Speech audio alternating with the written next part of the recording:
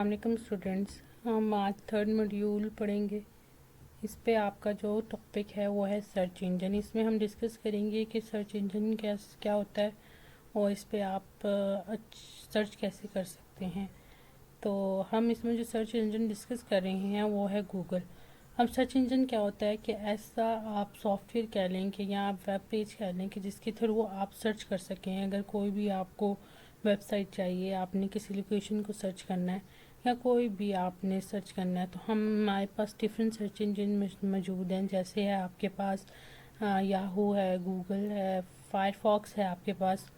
ठीक है, तो अब इसमें आप बेटर रिसर्च कैसे कर सकते हैं कि अच्छी रिसर्च कैसे कर सकते हैं। तो इसमें ना अच्छी रिसर्च अगर आपने करनी है तो उसके लिए क्विक क्यूरी यूज़ होती है। आप क्यूरी क्या है कि इसमें क्या होता है कि ये टेक्स्ट फॉर्म में ही होती है। इसमें ये सेट ऑफ वर्ड्स, मतलब कि इसमें एक से या एक से ज़्यादा वर्ड्स होते हैं जिनको आप इस एक स्पेसिफिक लेआउट से यूज़ करते हैं, जिससे होता है कि आपने सर्च करना है आपको एग्जैक्ट वही चीज़ यानी कि आपके सामने आएगी। ठीक है, तो आप जो है आगे है हाउ गूगल वर्क्स, कि गूगल जो है वर्क कैसे करता है।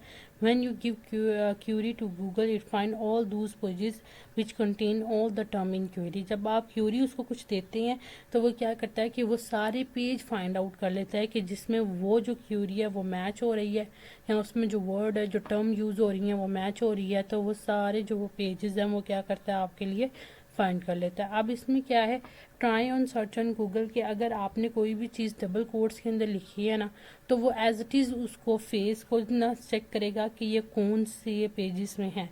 जिस पेज में वो होगी वो आपको ला के दिखा देगा। ठीक है, तो ये साइड में नोट भी आपके लिए यही लिखा हुआ है कि जो भी वर्ड, अगर आप डबल वर्ड हो गया, फ्रेज हो गया, सेंटेंस हो गया, अगर आप उसको डबल कोट्स में लिख रहे हैं तो वो उन वर्ड्स को क्या बना देंगे, डबल कोट्स प्रोमिनेंट बना देंगे। और गूगल सारे पेजेस में चेक करेगा कि कौन कौन से पेजेस हैं जिसमें ये वर्ड मौजूद है और वो आप उसको उधर से फाइंड कर लेगा आपके लिए। अच्छा, अगला है आपका यूज़ ऑफ माइक्रोफोन, कि आप माइक्रोफोन को यूज़ करते हुए भी सर्च कर सकते हैं। ये आपके पास माइक्रोफोन है, यहाँ से आप अगर इसको क्लिक करेंगे तो ये अब आपकी जो वॉइस है तो उससे आप इसको सर्च कर सकते हैं। ठीक है, और नेक्स्ट है आपके पास फ्लिप अ कॉइन, कि इफ़ यू वांट अगर आपके पास कॉइन नहीं है और आप चाह रहे हैं कि गूगल आपके लिए कॉइन को फ्लिप करे तो ये भी हो सकता है। मैं आपको करके दिखाती हूँ। आपने सिंपल इसके लिए क्या करना है, यहाँ पे आपने सर्च करना है फ्लिप अ कॉइन। ठीक है, अगर आप उसको ऑप्शन दे दें कि हेड और टेल्स, ये देखें, फिर वो ये आपके लिए फ्लिप हो गया। अगर आप उसको दोबारा करना चाह रहे हैं, फ्लिप अगेन पे क्लिक करें तो दोबारा कॉइन जो है आपके लिए फ्लिप हो जाएगा। ठीक है, और अगला है आपके पास क्यूरी फॉर्मेशन, कि अब आपने जो when you search on Google you have to use the right keyword.